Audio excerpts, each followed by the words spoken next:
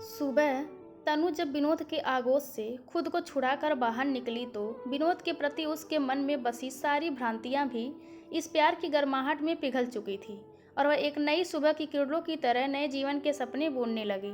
वह यही सोच रही थी कि आखिर कैसे वह एक अनजाने से डर के कारण शादी के बाद भी पिछले 6 महीने तक प्यार के इस सुनहरे लम्हों को नहीं जी पाई थी, क्योंकि सुहागरात के दिन ही उसने अपने पति विनोद को एक ऐसी शर्त में बांध दिया था और उसकी परीक्षा लेती रही।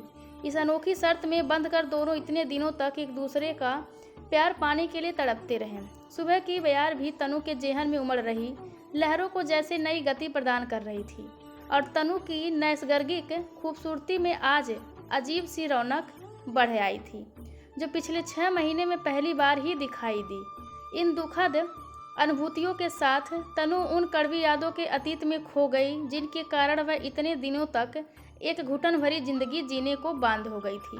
2 बहनों और एक भाई में सबसे बड़ी तनु मम्मी पापा की सबसे दुलारी होने के कारण बचपन से ही उसे जो भाता वही करती। अपनी मस्ती भरी जिंदगी में कब उससे ने जवानी की दहलीज पर कदम रखा दिया उसे बिल्कुल पता ही नहीं चला। मज़े से कट रही थी उसकी ज़िंदगी। आंखों का तारा जो थी वह अपने मम्मी पापा की। उसके मम्मी पापा उसे पलकों पर बिठा कर रखते थे। वह भी सब पर जान छिड़कती और उनके प्रति अपना हर फर्ज निभाती रहती थी।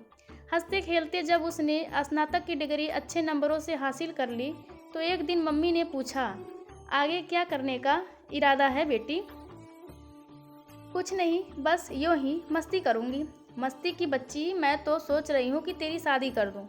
नहीं मम्मी, अभी नहीं। क्यों? अभी से ही मुझे अपने से दूर करने पर तुली हो? रुआसी सी सूरत बनाकर वह मम्मी की गोद में समा गई। तो फिर कर लो कोई नौकरी, नहीं तो पापा तुम्हारी शादी कर देंगे। उसके बालों को सहलाते हुए मम्मी बोली, नौकरी? ओके डन मम्मी, मैं आज से ही नौकरी की तैयारी करनी शुरू कर देती हूँ। डिग्री में अच्छे अंक तो है ही, थोड़ी तैयारी करने पर नौकरी मिल ही जाएगी। उसने चहक कर कहा, तो फिर ठीक है, पर अगर 6 महीने में नौकरी नहीं मिली तो मैं तुम्हारे पापा को मना कर नहीं कर पाऊंगी।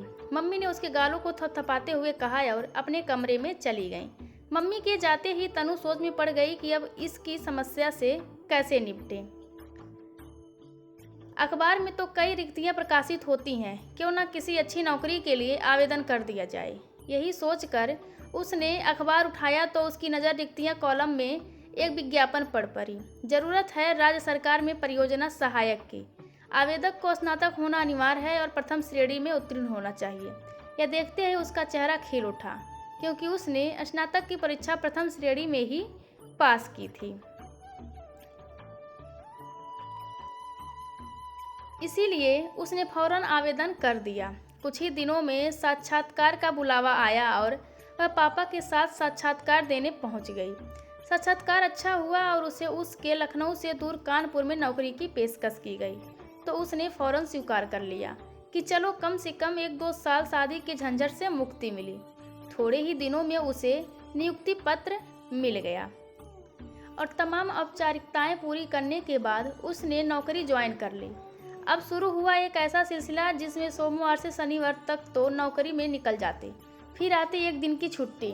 इसीलिए शनिवार आते ही तनु सारा काम जल्दी जल्दी निपटाकर दोपहर को ट्रेन पकड़कर शाम तक लखनऊ हाजिर हो जाती। फिर सोमवार की सुबह इंटरसिटी से कानपुर पहुंचकर सीधे ऑफिस चली जाती। यही अब तनु की साप्ताहिक दिनचर्या बन गई थी। तनु अब अपने परिवार के साथ समय बिताना चाहती, पर व्यस्तता के कारण वह ऐसा नहीं कर पाती थी। इस तरह उसके जीवन में एक अजीब सा एकाकीपन या यूँ कहें कि एक खालीपन सा आ गया था, जिसे वह चाह कर भी नहीं भर पा रही थी। दिखने में सुंदर और स्मार्ट होने के कारण ऑफिस में वह सबकी नज़रों में चढ़ी रहती थी। एक दिन उसके एक वरिष्ठ सहयोगी राकेश जी ने उससे कहा, बेटी, ऑफिस वाले तुम्हारे बारे में तरह तरह की गॉसिप करते हैं। अकेली लड़की के बारे में अक्सर ऐसी बातें तो होती ही रहती हैं। यदि तुम्हारी शादी हुई होती तो शायद लोग तुम्हारे बारे में ऐसी बातें ना करते। तुम्हारी उम्र भी शादी की हो चुकी है। यदि हो सके तो जल्दी से शादी करके सबका मुंह बंद कर दो। राकेश जी की बात सुनकर वह दंग रह गई कि सामने मीठी मीठी बातें करने वाले उसके सहयोगी उसके बारे में कैसे गंदे ख्याल रखते हैं। पर वह नहीं चाहती थी कि अभी शादी के बंधन में बंधे, क्योंकि इसी से बचने के लिए ही तो वह इतनी कष्टपूर्ण जिंदगी जी रही है। पर आखिर होनी को कौन टाल सकता है। समय ने करवट बदली और घर में भी शादी की चर्चा ने जोर पकड़ लिया था। आखिरकार पापा ने लखनऊ में ही एक सरकारी अधिकार विनोद से उसकी शादी तय कर दी और उससे कहा कि वह चाहे तो उससे मिलकर अपनी पसंद बता दे। बुरी फंसी बेचारी। आखिरकार उसे हाँ करनी पड़ी और शादी की तारीख तय हो गई। मिलने मिलाने के सिलसिले के बाद जब शादी का दिन नज़दीक आया तो 1 महीने की छुट्टी लेकर वह अपने घर आ गई और शादी की तैयारियों में लग गई। घर में खुशी का माहौल था। घर की पहली शादी जो थी। भाई रोशन और बबली तो हमेशा भागते दौड़ते व्यस्त नजर आते थे। घर में जीजा जी आने वाले थे, इसीलिए दोनों बहुत खुश थे। एक दिन तनु के मोबाइल पर विनोद का फ़ोन आया। फ़ोन उठाते ही विनोद की आवाज़ आई, जल्दी से तैयार हो जाओ तनु, तुम्हारे लिए साड़ियाँ और गहने खरीदने बाजार चलना है।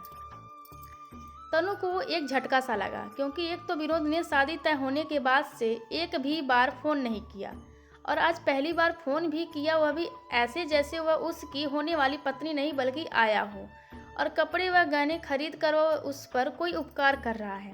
उसे गुस्सा तो बहुत आया, परंतु उसने कुछ कहने के बजाय बस इतना ही कहा, ठीक है, मैं आधे घंटे में तैयार हो जाती हूँ। ठीक है, तुम तैयार होकर सहारागंज पहुँचो, मैं 1 घंटे में तुम्हें वहीं मिलूँगा। यह कहकर विनोद ने फ़ोन काट दिया। जिस रूखेपन से विनोद ने फ़ोन पर उससे बात की थी उसे बिल्कुल अच्छा नहीं लगा, पर वह कुछ कहने के बजाय जल्दी से तैयार हुई और ऑटो पकड़कर सहारागंज पहुंच गई।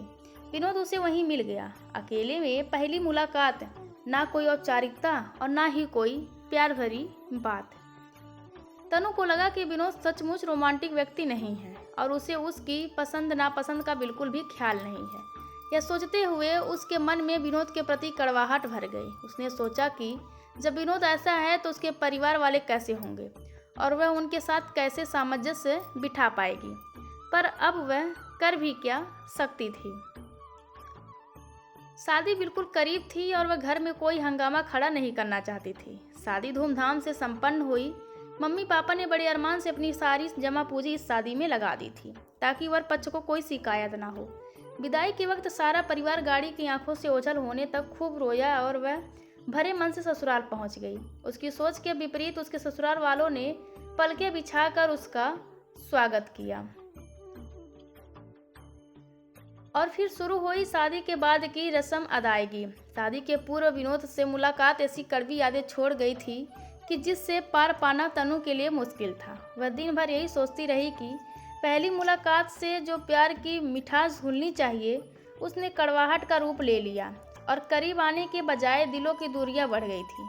बार बार उसके दिल में यही ख्याल आ रहा था कि जो व्यक्ति उसके आत्मसम्मान का ख्याल नहीं रख सकता उसके साथ वह अपनी पूरी ज़िंदगी कैसे बिताएगी। इसी बीच सारी रस्म अदायगी पूरी होते होते काफ़ी रात हो गई और सभी रिश्तेदार चले गए। अब विनोद की भाभी ने तनु को छेड़ते हुए सुहाग रात के लिए उसे उसके कमरे में पहुंचा दिया और अपने कमरे में चली गईं। अंदर ही अंदर बेचैन तनु इस उधेड़ बुन में थी कि आखिर वह ऐसे शख्स जिसके मन में उसके प्रति जरा सा भी प्यार नहीं है, कैसे उसने अपना सर्वस्व सौंपा दे। हिंदू परंपरा में शादी के बाद उसके शरीर पर तो वह विनोद का हक था और वह उसे कैसे रोक सकती है। यह सोचते ही उसका चेहरा पीला पड़ने लगा। इधर विनोद के कुछ दोस्त उसे घेर कर पहली रात को ही सुहागरात की हिदायतें और नुस्खे बता रहे थे। विनोद भी सुहागरात के सपने बुनता हुआ रोमांचित हो रहा था। आखिरकार देर रात को उसके दोस्तों ने उसे कमरे में ढकेल दिया और अपने अपने घर चले गए। विनोद के चेहरे पर तीव्र उत्तेजनाओं का ज्वार स्पष्ट नजर आ रहा था। मन तेजी से कमरे की ओर जाने को बेताब था, किंतु शर्म, संकोच और संयम पारिवारिक मूल्यों की जंजीरों ने जैसे उसके पांव जकड़ रखे थे। धीरे धीरे सकुचाते हुए विनोद ने कमरे में प्रवेश किया और दरवाज़ा बंद कर बिस्तर की ओर बढ़ने लगा। तनु बिस्तर पर सिमटी सी सकुचाई सी बैठी थी, पर उसने मन ही मन एक दृढ़ फैसला कर लिया था। विनोद ने सबसे पहले तनु का घूंघट उठाया और उसका सुंदर चेहरा देखकर बोला, तनु, आज सचमुच तुम बिल्कुल चांद सी लग रही हो। आज से मैं तुम्हें नहीं तनु नहीं चंदा कहूँगा और तुम्हें संसार की सभी खुशियाँ देने का प्रयास करूँगा। आज से हम एक नई जिंदगी शुरू करने जा रहे हैं, बोलो दोगी ना मेरा साथ? विनोद के प्रति मन में कड़वाहट लिए तनु को जैसे कुछ सुनाई ही नहीं दिया। विनोद ढेर सारी बातें करता रहा, पर तनु यह सोचने में लगी रही कि आखिर वह विनोद को कैसे सब कुछ कह पाएगी। अचानक विनोद को शरारत सूझी और दोस्तों की सलाह के अनुसार उसने अपना हाथ तनु के कंधे पर रखा और फिर कंधे से नीचे सरकाना शुरू कर दिया। जैसे ही विनोद का हाथ नीचे आया, तनु उसका हाथ पकड़ते हुए बोली, रुको विनोद। यह सुनते ही विनोद को जैसे सांप सूंघ गया। उसने ऐसी कल्पना भी नहीं की थी कि सुहाग रात के दिन उसे ऐसा सुनना पड़ेगा, परंतु धैर्य से काम लेते हुए उसने पूछा, क्या बात है चंदा? इतना सुनना था कि तनु शुरू हो गई, विनोद,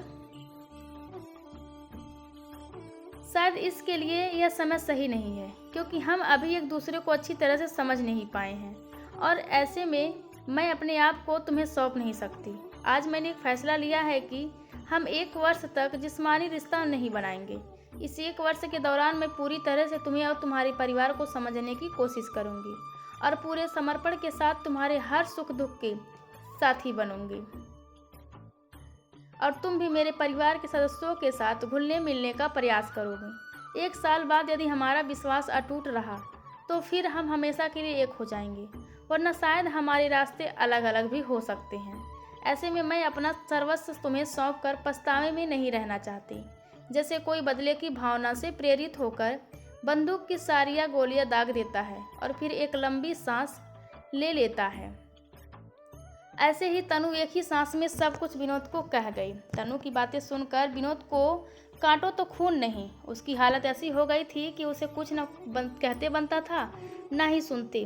उसने हाथ ऐसे हटाया मानो बिजली का झटका लग गया हो। उस समय उसने कुछ न बोलना ही बेहतर समझा और चुपचाप तकिया उठाकर सोफे पर सोने चला गया। अगले दिन सुबह जब दोनों कमरे से बाहर निकले तो विनोद की भाभी उन दोनों को छेड़ने लगी, पर दोनों ने बिल्कुल जाहिर नहीं होने दिया कि उनके बीच ऐसा कुछ भी नहीं हुआ।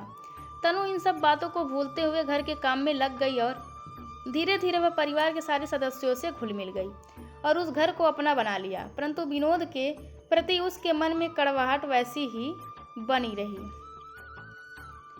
दिन में तो सब कुछ ठीक चलता, परंतु रात में न सिर्फ उनके बिस्तरों के बीच बल्कि उनके दिलों के बीच की दूरियां भी साफ नजर आती।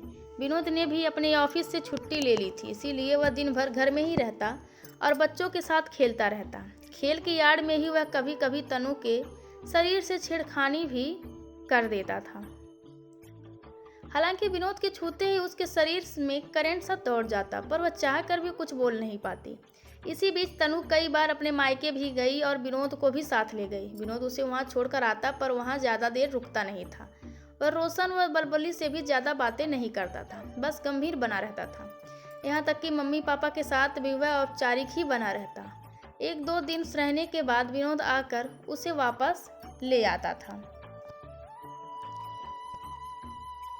विनोद का यह व्यवहार भी तनु को पसंद नहीं आया और उसके मन में विनोद के प्रति कड़वाहट और बढ़ती चली गई। इसी बीच छुट्टियां बीत जाने के बाद तनु ने फिर से ऑफिस ज्वाइन कर लिया। सभी सहकर्मियों ने उसे बधाई दी, पर तनु उन्हें क्या कहती, बस मन से उसने ऑफिस का काम शुरू कर दिया। दिन तो ऑफिस में बीत जाता, पर रात आते ही तनु के मन में कई तरह के द्वंद्व शुरू हो जाते थे कि कहीं उसने शादी करके कोई गलती तो नहीं कर दी। क्या उसे अब इस रिश्ते से मुक्ति ले लेनी चाहिए, जिस रिश्ते में उसके पति का उसमें या उसके परिवार के प्रति कोई झुकाव न हो। वह अपने आप से लड़ती रहती, पर वह अपना गम सुनाए तो किसे। जब उसके दोस्त उसकी सुहागरात के बारे में तरह तरह की बातें पूछते और उसे छेड़ते तो तनु बनावटी कहानियां सुनाकर सबको शांत करा देती थी। इस दौरान अक्सर विनोद से फोन पर बातें भी होती, पर रिश्तों की कड़वाहट इन बातों में साफ नजर आती।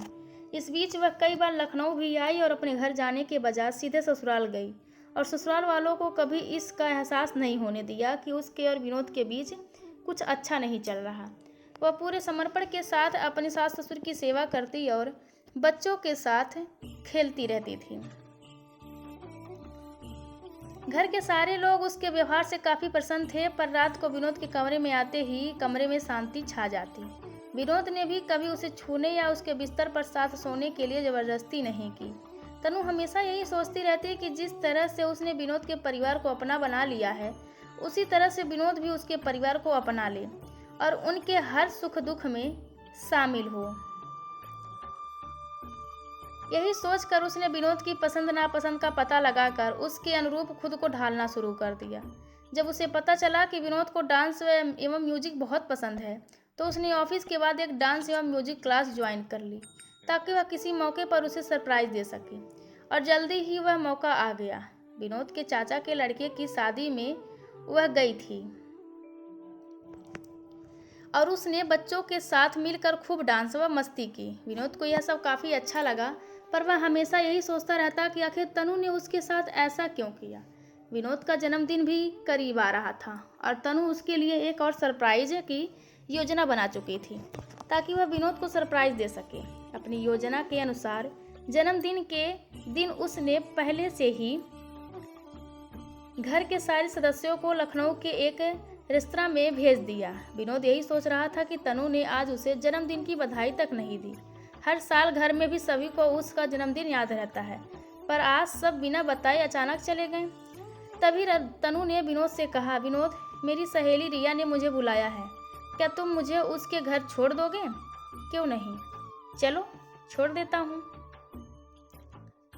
बिना कुछ पूछे विनोद तनु को बाइक पर बैठाकर चल दिया। रेस्तरां आते ही तनु ने विनोद से कहा कि चलो रेस्तरां में कॉफ़ी पीते हैं, यहाँ की कॉफ़ी बड़ी टेस्टी होती है। जब विनोद और तनु कॉफ़ी का ऑर्डर देकर इंतजार कर रहे थे, तभी पीछे से सारे बच्चों ने शोर मचाते हुए विनोद को घेर लिया और जोर जोर से चिल्लाने लगे, happy birthday to you Vinod चाचा। अब विनोद को समझ आया कि इस तूफान के पूरे शांति का कारण यह था। अब तक सारा परिवार इकट्ठा हो चुका था। शुभ ने खूब एंजॉय किया। विनोद काफ़ी खुश था। इस घटना से उसके मन में तनु के प्रति प्रेम और बढ़ गया, पर वह यह सोचने लगा कि वह कैसे तनु को खुश करे ताकि उसके मन का द्वेष मिटे और दोनों एक खुशहाल जीवन जी सकें। इस तरह शादी के 6 माह बीत गए, पर तनु अब तक उसके करीब नहीं आई। तनु का जन्मदिन करीब था। विनोद ने भी सोचा कि वह तनु के जन्मदिन पर कानपुर जाकर उसके जन्मदिन का धूमधाम से मनाएगा। यही सोचकर वह बिन बताए जन्मदिन के दिन सुबह ही तनु के घर पहुंच गया और उसे जन्मदिन की शुभकामनाएं दी और बोला, आज छुट्टी ले लो तनु, हम लोग कहीं घूमने चलते हैं। जवाब में तनु ने कहा, नहीं विनोद, ऑफिस में काफ़ी काम है और मैं पहले से बताकर भी नहीं आई हूँ, इसीलिए ऑफिस तो जाना ही पड़ेगा, पर मैं कोशिश करूँगी कि दोपहर तक सारा काम निपटा कर आधे दिन की छुट्टी ले लूँ।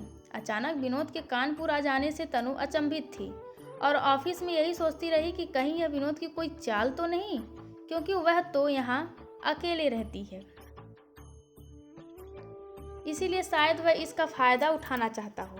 फिर भी अपने वादे के अनुसार ही वह दोपहर को छुट्टी लेकर घर आ गई और तैयार होकर विनोद के साथ निकल गई। विनोद ने दिन भर घूमने व शाम को डिनर करने के बाद लखनऊ लौटने के बारे में कहा तो तनु ने फौरन हाँ कर दी और खुश होते हुए मन ही मन कहा, चलो अच्छा हुआ, आज तो बच गई मैं। थोड़े ही दिन में सर्दियां शुरू हो गई और रात को स्कूटी चलाने के कारण तनु को ठंड लगने से वायरल फीवर हो गया। जब उसने विनोद को इस बारे में बताया तो वह फौरन कानपुर पहुंचकर तनु को बड़े प्यार से घर ले आया और तुरंत डॉक्टर के पास ले गया। उसके चेहरे की घबराहट तनु साफ साफ पढ़ सकती थी। उसे यह एहसास हुआ कि विनोद को उसकी चिंता है। उसने अपने दफ्तर से छुट्टी ले ली और दिन भर तनु के पास ही बैठा रहता और रात को जब सब चले जाते तो वह जाकर सोफे पर सो जाता। विनोद की प्यार भरी देखभाल से तनु जल्दी ठीक हो गई और कानपुर जाने के लिए तैयार हो गई। तो विनोद ने कहा, अभी नहीं, तुम काफ़ी कमज़ोर हो गई हो, इसीलिए थोड़े दिन आराम कर लो, फिर चली जाना। इस प्यार भरे अनुरोध को वह टाल नहीं सकी। अगले ही दिन विनोद उसे मम्मी पापा से मिलाने ले गया। इस दौरान तनु ने महसूस किया कि विनोद बबली और रोशन के साथ काफ़ी घुल मिल गया है और उनके साथ काफ़ी हंसी मजाक कर रहा है। दूसरी ओर इस बार मम्मी पापा के साथ भी उसका व्यवहार प्रेम भरा था। तनु विनोद के चेहरे पर यह परिवर्तन साफ देख पा रही थी, परंतु उसने सोचा कि अभी तो सिर्फ 6 महीने ही बीते हैं, अभी तो वह पूरे 6 महीने बाद विनोद को परखेगी, तभी उसे सच्चे मन से अपनाएगी। 2 दिन वहां रुकने के बाद विनोद रात को तनु को लेकर अपने घर लौट आया। कड़ाके की सर्दी में बाइक चलाने के कारण विनोद को सर्दी लग गई, पर उसने तनु को कुछ नहीं बताया और सोफे पर सोने चला गया। तनु विनोद में आए परिवर्तन को लेकर काफ़ी खुश थी और सुनहरे दिनों के सपने बुनते हुए पता नहीं कब उसकी आंख लग गई। रात को जोर जोर से कराहने की आवाज़ सुनकर उसकी आंख खुली तो उसने देखा कि विनोद ठंड से कंपकपाते हुए सिकुड़ कर सोफे पर सोया है। यह देखते ही वह घबरा उठी और विनोद के पास जाकर उसे रजाई उड़ाकर बिस्तर पर लाने लगी। तो विनोद ने कहा कि नहीं, मैं यहीं ठीक हूँ, सुबह तक ठीक हो जाऊँगा। तनु ने ज़बरदस्ती विनोद को बिस्तर पर लाकर लिटा दिया और तेज़ी से उसके पैर सहलाने लगी। पैर सहलाने से भी जब उसके शरीर की कंपन कम नहीं हुई तो वह बिना सोचे समझे विनोद के सीने से लिपट गई और उसे जोर से जकड़ लिया। अचानक मिली नारी देह की गर्मी से विनोद के शरीर की कंपन ठीक हो गई। आराम मिलते ही उसने तनु से अलग होने के लिए उसकी पकड़ ढीली करने को कहा तो तनु ने अपनी पकड़ और मजबूत करते हुए उसे जोर से पकड़ लिया और बोली, बस विनोद, तुम्हारे धैर्य का इम्तिहान अब ख़त्म हुआ, ऐसे ही पड़े रहो बस। अब तक विनोद को आराम मिल चुका था। वह भावुक होते हुए बोला, तनु, बचपन से ही मैं संकोची स्वभाव का हूँ। मुझे कभी लड़कियों से बातें या दोस्ती करने का मौका ही नहीं मिला, इसीलिए मैं कभी समझ ही नहीं पाया कि रिश्ते कैसे निभाए जाते हैं। यही कारण है कि मैं तुमसे और तुम्हारे परिवार के सदस्यों से ज़्यादा घुल मिल नहीं पाया। परंतु जब तुमने मेरे परिवार को अपना बनाने में कोई कसर नहीं छोड़ी और मेरी हर पसंद नापसंद का ख्याल रखा, तो मैंने सोचा कि जब तुम मेरे लिए इतना बदल सकती हो तो मैं तुम्हारे लिए क्यों नहीं बदल सकता। यही सोचकर मैंने अपने आप में बदलाव लाना शुरू कर दिया है। बचपन से मैंने सदैव हुई आगे रहते हुए सभी कार्य किए थे और आगे रहने की इसी दौड़ के चलते मुझे किसी की भावनाओं को समझने का मौका नहीं मिला और इसीलिए तुम्हारे जज्बातों को ना समझने की भूल कर बैठा। वैसे तनु, मैं तुम्हें कभी इग्नोर करना नहीं चाहता था। विनोद के स्वर में एक पश्चाताप मिश्रित का दुख का भाव था जिसे तनु ने बखूबी पढ़ लिया था। फिर वह तनु की आंखों में झांकते हुए बोला, तनु, अभी कम से कम 6 महीने और तुम्हें मुझसे कोई खतरा नहीं है। उसकी बातें सुनकर तनु अपनी आंखों में शरारत लिए विनोद के गालों को चूमते हुए बोली, तनु नहीं, चंदा। तभी तो आपकी चंदा कह रही है कि आपने अपना इम्तिहान वक्त से पहले ही पास कर लिया है और इनाम के हकदार बन गए हैं। सच कहूँ विनोद, तनु ने सकचाते हुए कहा, मुझे भी तुम्हारी शादी के पहले के इग्नोरेंस की अपेक्षा बाद की दूरी बहुत खली। पिछले 6 महीने में हर रात मैंने भी एक ही परीक्षा दी है। हर रात एक ही प्रश्न ने मेरी नींद उड़ा दी थी। कौन सा प्रश्न चंदा? विनोद के चेहरे पर प्रश्न मिश्रित असर के भाव थे। तनु ने कहा, यही कि मैंने जो अनोखी शर्त रखी है वह सही है या गलत। यह कहकर विनोद की चंदा विनोद से लिपट गई। अब उनके जीवन में एक नई सुबह की शुरुआत हो चुकी है और अनोखी शर्त अब जीवन के अनोखे आनंद में जैसे खो सी गई है। धन्यवाद दोस्तों, यह कहानी सुनने के लिए।